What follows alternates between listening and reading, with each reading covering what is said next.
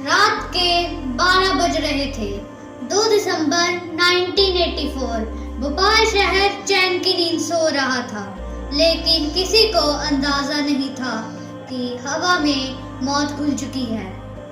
अगले कुछ ही घंटों में सरकारी आंकड़ों के मुताबिक 3000 लोग मारे गए, लेकिन जो वहां मौजूद थे उनका कहना है कि असली गिनती 15,000 से भी ज्यादा थी।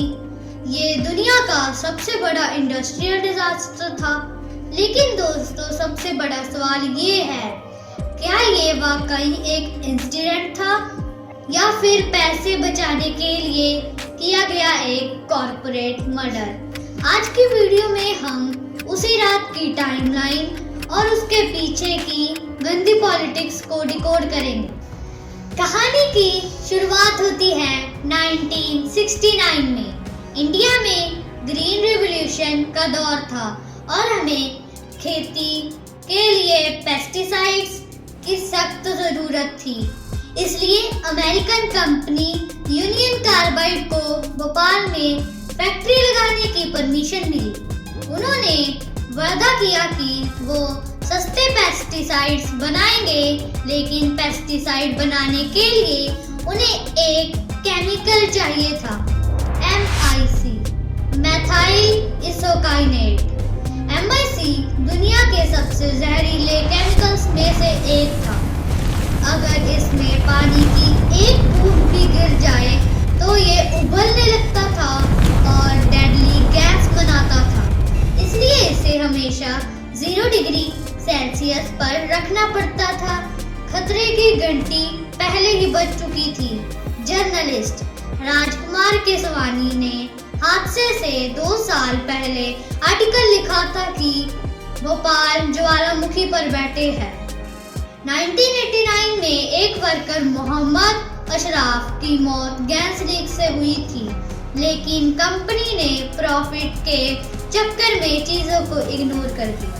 अब चलते हैं उस काली रात में। Tank number 1610।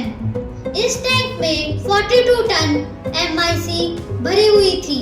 रात को रूटीन पाइप क्लीनिंग के दौरान फॉल्टी वेल्व्स की वजह से पानी केमिकल टैंक के अंदर चला गया।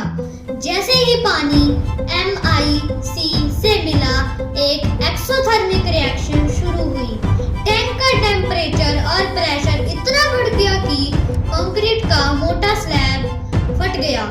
और वहाँ सबसे बड़ा क्राइम सामने आता है। फैक्ट्री में 3 सेफ्टी सिस्टम थे जो ऐसी सिचुएशन को रोक सकते थे।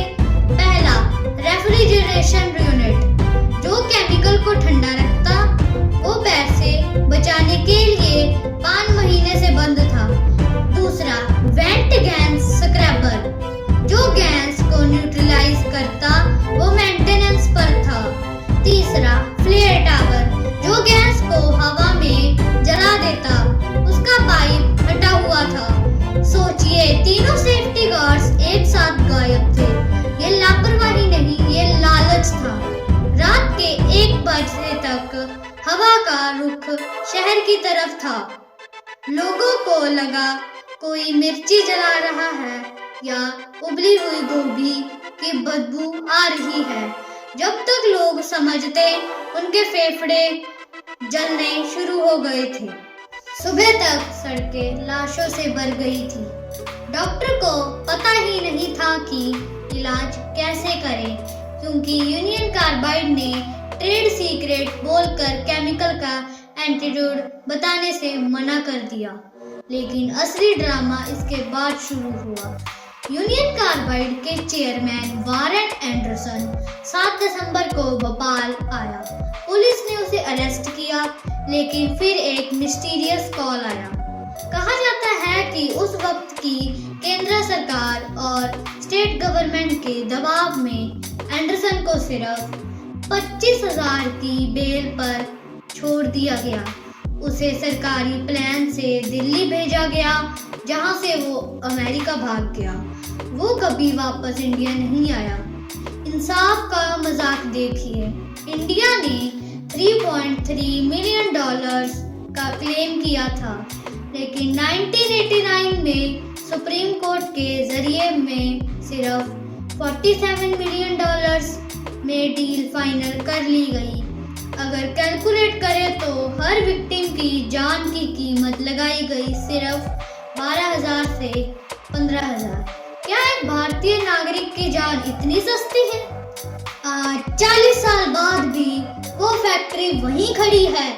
उसके अंदर 300 टन जहरीला कचरा आज भी पड़ा है, जो बारिश के पानी के साथ जमीन में रिस रहा है। वहाँ के हैंडपंप का पानी आज भी जहरीला है। वहाँ पैदा होने वाले बच्चों में आज भी जेनेटिक डिफेक्ट्स दिखाई देते हैं। भोपाल गैस ट्रेजेडी खत्म नहीं हुई है, वो आज भी चल रही है। ये हादसा हमें सिखाता है कि जब हम प्रॉफिट को पीपल से ऊपर रखते हैं तो उसका अंजाम क्या होता है। आज भी हमारे इन्वायरमेंटल लॉज इतने कमजोर है कि कोई दूसरी कंपनी ऐसा करके आसानी से बच सकती है। आपको क्या लगता है, क्या वारन एंडरसन के भागने के पीछे जो पॉलिटिशियन थे उनके नाम कभी सामने आने चाहिए? और क्या सरकार को भोपाल के विक्टिम्स को और मुआवजा देना चाहिए? नीचे कमेंट करके बताएं। अगर आपको लगता है कि ये वीडियो सब तक पहुंचनी चाहिए तो इसे शेयर जरूर करें। मैं मिलूंगा आपसे अगली वीडियो में। जय हिंद।